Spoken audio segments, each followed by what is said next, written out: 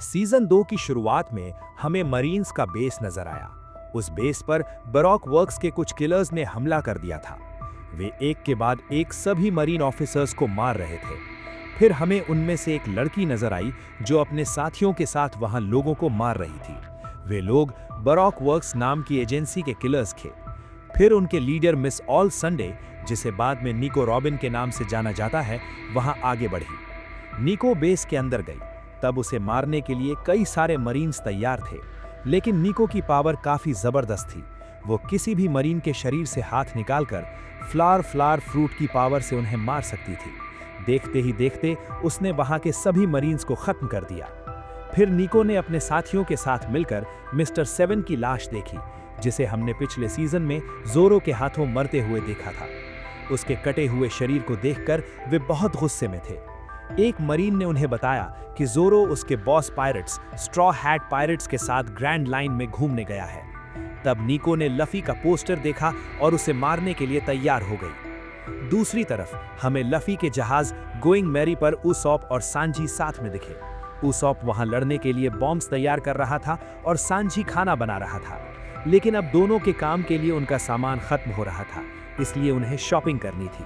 दोनों ऊपर आकर नामी से मिले। तब नामी ने बताया कि वे बहुत जल्दी ग्रैंड लाइन के रास्ते में पहुंचने वाले हैं। ग्रैंड लाइन के मुख्य रास्ते में उन्हें काफी ज्यादा मॉन्स्टर्स और पायरेट्स मिल सकते हैं, इसलिए उन्हें एक पहाड़ को क्रॉस करके आगे जाना होगा।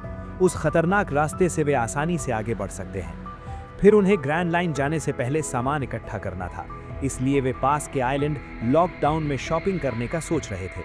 तब जोरो और लफी से उन्होंने इस बारे में बात की। उन दोनों को भी सामान चाहिए था, क्योंकि जोरो की तलवार टूट चुकी थी। नामी ने यह भी बताया कि लॉकडाउन में एक कोर्ट है और उसी कोर्ट के बाहर गोल्ड रॉजर की मौत हुई थी। उसकी कहानी उसी आइलैंड पर खत्म हुई थी और वहीं से वन पीस की शुरुआत हुई थी। उस जगह को देखने के लिए लफी काफी ज्यादा एक्साइटेड हो गया। फिर कहानी पास्ट में चली गई, जहां रॉजर को कोर्ट के बाहर सजा मिलने वाली थी और उसे देखने के लिए कई सारे लोग जमा हुए थे। तब गार्प जेल में अंदर आकर रॉजर से मिला, जिसमें वे दोनों एक दूसरे का पीछा काफी वक्त से कर रहे थे। रॉजर हमेशा गार्प से बच जाता था, लेकिन अब वहां पर गार्प उसे मौत की सजा कैसे दी जाएगी ये बताने लगा। तब रॉजर ने गार्प को एक काम सौंपा। वो चाहता था कि गार्प उसके बेटे को संभाले, और उसके बेटे का पायरेट किंग बनने से कोई लेना देना नहीं था। साथ ही रॉजर को पता था कि गार्प एक काफी अच्छा आदमी है। तब गार्प वहां पर भड़क गया, लेकिन फिर भी वो मान गया। प्रेजेंट में उस आइलैंड पर लफी अपनी टीम के साथ आ गया था। वहां पर सबको अलग अलग सामान चाहिए था, इसलिए वे अलग अलग होकर रात को वापस उसी जगह पर मिलने वाले थे। साथ ही उन्हें संभल कर रहना था, क्योंकि लफी और उसकी टीम वांटेड होने के चलते उनके पोस्टर्स इस जगह पर भी काफी फेमस हो चुके थे। फिर सभी लोग अलग अलग हो गए। तब उन्हें बगी नाम का एक लड़का क्लाउन देख रहा था। दूसरी तरफ सिटी के दूसरी साइड पर स्मोकर नाम का एक बेस्ट मरीन ऑफिसर दिखा, जिसने काफी बड़े पायरेट को पकड़ लिया था। तब उसने अपने बाकी लोगों के साथ उस पायरेट को जेल में फेंकने के लिए भेज दिया। दूसरी तरफ नामी आकर दुनिया भर के मैप्स की बुक्स देख रही थी। तब यूसॉप ने कहा कि एक दिन तुम भी अपने मैप्स की बुक्स बनाओगी। नामी ये सुनकर खुश हो गई। वहां पर यूसॉप काया से फोन पर बात करने लगा, जिसमें वो उसके झूठी बहादुरी के किस्से सुना रहा था। तब तक जोरो तलवार की दुकान ढूंढ रहा था और वहीं पर वो एक लड़की से टकरा गया। जोरो ने उसे देखा और वो लड़की उसकी दोस्त कुइना जैसी लगी, लेकिन उस लड़की का नाम टशीगी था। फिर जोरो पास के तलवार की शॉप में घुसा और वहां पर अपने पैसे दिखाकर तलवार मांग रहा था। दुकान वाले ने बताया कि इतने पैसों में तो कचरा भी नहीं मिलेगा, लेकिन फिर दुकान वाले ने जोरो की तलवार वाडू इची मोंजी को देखा और उसे चेक करके उसके बदले में 3 तलवार ऑफर करने लगा। साथ ही वो पैसे देने भी तैयार था। तब टशीगी वापस आ गई और कहती है कि तुम्हारी तलवार दुनिया की सबसे बेस्ट तलवारों में से एक है, जिसकी मिलियंस ऑफ बेरी की कीमत है। दुकान वाला ये सुनकर दुखी हो गया। फिर जोरो ने टशीगी से तलवार चुनने में मदद मांगी, क्योंकि वो तलवारों की एक्सपर्ट थी। टशीगी मान गई। फिर जोरो को एक ब्लैक स्वॉर्ड सांदाई की तेचू काफी पसंद आई। टशीगी ने उसके बारे में बताया कि वो एक श्रापित तलवार है, क्योंकि जो भी उसे इस्तेमाल करता है वो हमेशा मारा जाता है। दुकान वाले ने भी जोरो को उस तलवार लेने से मना कर दिया, लेकिन जोरो कहता है कि मैं देखना चाहता हूँ कि इस तलवार में ज्यादा पावर है या मेरे नसीब में। फिर जोरो ने तलवार को अपने हाथ के ऊपर से फेंका, लेकिन तलवार उसे छोड़कर नीचे नहीं गिरी। तब जोरो ने उस तलवार को ले लिया और उसे एक और तलवार चाहिए थी। दूसरी तरफ लफी और सांजी साथ में खाने का सामान ले रहे थे। तब लफी फ्री हो चुका था और वो रॉजर के एग्जीक्यूशन प्लेटफॉर्म को देखने के लिए वहां से निकल गया। तब तक नामी बगी से टकरा गई और नामी ने उसका वॉलेट मार लिया, क्योंकि वो समझ गई थी कि बगी एक चोर है। बगी बड़ी बड़ी बातें फेंकने लगा और नामी ने उसका मजाक उड़ाया। तब बगी वहां से निकल गया। फिर दुकान वाले ने जोरो को उसकी सबसे बेस्ट तलवार दिखाई जो दुनिया की टॉप 50 तलवारों में से एक थी, युबा श्री या कोई और, लेकिन संदर्भ से एक अच्छी तलवार। साथ ही उसने जोरो को वो तलवार फ्री में दे दी, क्योंकि जोरो एक महान तलवारबाज था। दुकान वाला काफी इंप्रेस हुआ था और उसके हिसाब से तलवार ही अपने मालिक को चुनती है। तब जोरो मान गया और अब उसे उसकी 3 तलवारें मिल चुकी थी, वाडो इचिमोंजी, सांदाई की तेचू और तीसरी। इसलिए वो टशीगी की तारीफ करके वहां से निकल गया। रात होने पर लफ़ी रॉजर के एग्जीक्यूशन प्लेटफॉर्म को ढूंढ रहा था। वहीं पर बगी उसके पास आ गया और लफ़ी को वहां एग्जीक्यूशन प्लेटफॉर्म के पास ले जाने लगा। बगी असल में लफ़ी के इनाम को देखकर ही उसका पीछा कर रहा था। वे लोग एग्जीक्यूशन प्लेटफॉर्म के पास एक सर्कस टेंट में पहुंचे। फिर वहां से बाहर आकर लफ़ी उस जगह को देखकर काफ़ी खुश हुआ और वो भी अब गोल्ड रॉजर की तरह पायरेट किंग बनना चाहता था। वहीं पर लफ़ी की स्ट्रॉ हैट बगी ने छीन ली थी, जो लफ़ी को पकड़ने के लिए आया था। बगी आगे बढ़ा और लफ़ी को बताया कि वो अपने साथ और किसी को भी लाया है। बगी के साथ अलवीडा भी आई थी। तब लफ़ी दोनों को साथ में देखकर चौंक गया। अलवीडा लफ़ी को उसके शिप को जलाने के लिए भड़की हुई थी और अब बदला चाहती थी। तब लफ़ी ने उस पर गम गम पिस्टल जोर से मारा, लेकिन उसका हाथ अलवीडा के पास से स्लिप हो गया।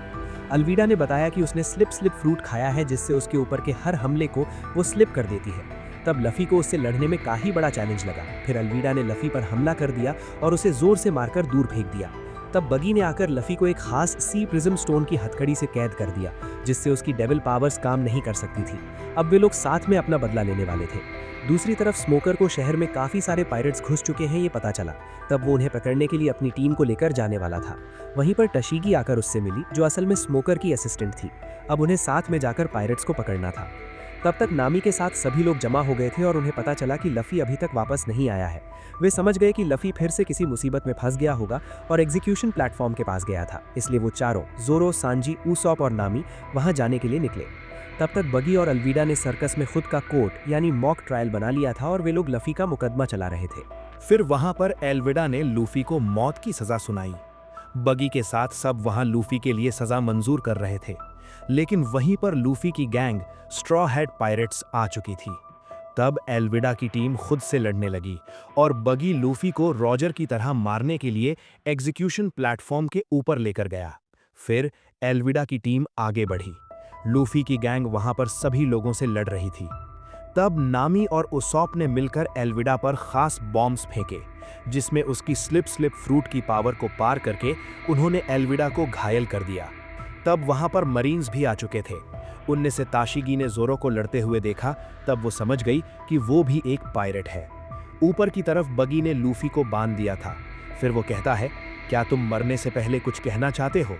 तब लूफी काफी जोर से कहता है, मेरा नाम मंकी डी लूफी है, मैं वन पीस को ढूंढकर पायरेट किंग बन जाऊंगा। तब वहां पर सभी लोगों ने उसकी बातें सुनी। बगी लूफी को तलवार से मारने वाला था। तब लूफी ने अपने दोस्तों से माफी मांगी, क्योंकि वो मरने वाला था, और फिर वो जोर जोर से हंसने लगा। तब उसकी आवाज सुनकर स्मोकर को गोल्ड रॉजर की याद आ गई, क्योंकि दोनों की बातें और स्माइल एक जैसी थी। वे दोनों एक ही तरह से हंसते थे। वहीं पर एक काफी बड़ा बिजली का झटका, लाइटनिंग स्ट्राइक बगी को लगा और पूरा टावर तबाह हो गया। बगी के बाद लूफी झटके से नीचे गिर गया। जोरो ये देखकर चौंक गया। फिर लूफी अपनी टीम से आकर मिला। लूफी के बचने से सभी लोग हैरान थे। वहीं पर स्मोकर उन्हें पकड़ने के लिए आया। तब लूफी की टीम वहां से भागने लगी।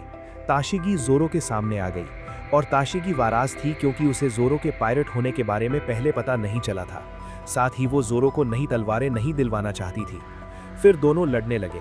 जोरो पहले ताशिगी के वारों को रोक रहा था, लेकिन फिर जोरो ने ताशिगी को हरा दिया और वहां से निकल गया। ताशिगी दुखी हो गई। दूसरी तरफ स्मोकर के सामने लूफी और सांजी आ गए। वे दोनों स्मोकर पर हमला करने गए, लेकिन स्मोकर ने पहले सांजी को पीटा। तब लूफी ने कई सारे पंचेज उसके ऊपर मारे, लेकिन स्मोकर ने स्मोक फ्रूट खाया था, जिससे वो हवा में खुद को बदल सकता था। लूफी के सभी वार उससे बच गए। स्मोकर ने लूफी को अपनी पावर से कई पंचेज मारे और फिर उसे स्ट्रेच करके पीटता रहा। वो कहता है, तुम तो पायरेट्स में वांटेड होने के लायक भी नहीं हो, और लूफी को मारने वाला था। तब स्मोकर को ड्रैगन नाम का एक रहस्यमयी व्यक्ति, रेवोल्यूशनरी आर्मी का लीडर, आकर रोक दिया, क्योंकि उसे लगा कि लूफी के मरने का वक्त अभी नहीं आया। फिर वो स्मोकर के साथ वहां से गायब हो गया। सांजी आकर लूफी को देखने लगा और दोनों समझ नहीं पा रहे थे कि वहां क्या हुआ। फिर वे दोनों शिप पर आ गए। लूफी नहीं जानता था कि उसे बचाने वाला ड्रैगन कौन था। ड्रैगन दूर से लूफी के शिप को देख रहा था और लूफी के पायरेट बनने से काफी खुश था। तब तक ताशिगी जोरो के जाने से भड़की हुई थी। वहीं पर नीको यानी मिस ऑल संडे आकर उससे मिली। वो ताशिगी को जानती थी। ताशिगी को उससे बात नहीं करनी थी, लेकिन नीको ने ताशिगी को ऑफर दी। वो ताशिगी की स्मार्टनेस और काबिलियत को अच्छे से समझती थी और वे लोग उसे इस्तेमाल कर सकते थे। फिर उसने अपना कार्ड दिया जिसमें वो ताशिगी को उनके ग्रुप बरोक वर्क्स में जोड़ना चाहती थी। वहीं पर स्मोकर आ गया। तब नीको गायब हो चुकी थी। स्मोकर भी लूफी के भागने से भड़का हुआ था। अब उसे गोल्ड रॉजर की याद आ रही थी, क्योंकि दोनों एक जैसे इंसान लग रहे थे। रॉजर की मौत के बाद दुनिया भर में पायरेट्स बढ़ जाएंगे, ये उसे पता था, क्योंकि वन पीस के बारे में अब पूरी दुनिया जान चुकी थी। वो लूफी जैसे बच्चों को गोल्ड रॉजर की जगह लेने नहीं दे सकता था, इसलिए उन्हें ग्रैंड लाइन में जाकर मारना था, और वो ताशिगी को भी अपने साथ लेकर जाने वाला था। अगले दिन लूफी अपनी टीम के साथ रिवर माउंटेन के पास पहुंचा, जहां से ग्रैंड लाइन का रास्ता शुरू हो रहा था। उनकी टीम अब जो भी खतरा आएगा उससे लड़ने के लिए पूरी तरह से तैयार थी। फिर वे लोग आगे बढ़े। तो ये एपिसोड यहीं पर खत्म हो जाता है। मिलते हैं नेक्स्ट एपिसोड में, जहां स्ट्रॉ हैट पायरेट्स आखिरकार ग्रैंड लाइन में एंटर करेंगे। रिवर माउंटेन का खतरनाक रास्ता, लॉग पोस्ट का पहला इस्तेमाल और नई नई चुनौतियां जो उनका इंतजार कर रही है। अगर ये एपिसोड या कहानी का ये हिस्सा आपको पसंद आया तो लाइक, शेयर और सब्सक्राइब जरूर करना। कमेंट में बताओ कौन सा पार्ट सबसे ज्यादा मजा आया, जोरो वर्सेस ताशिगी, लूफी का डिक्लेरेशन, ड्रैगन का सीन या बगी एल्विडा का कॉमेडी रिवेंज। नेक्स्ट एपिसोड में जल्दी मिलते हैं। तब तक I am gonna be the pirate king का जाप करते रहो।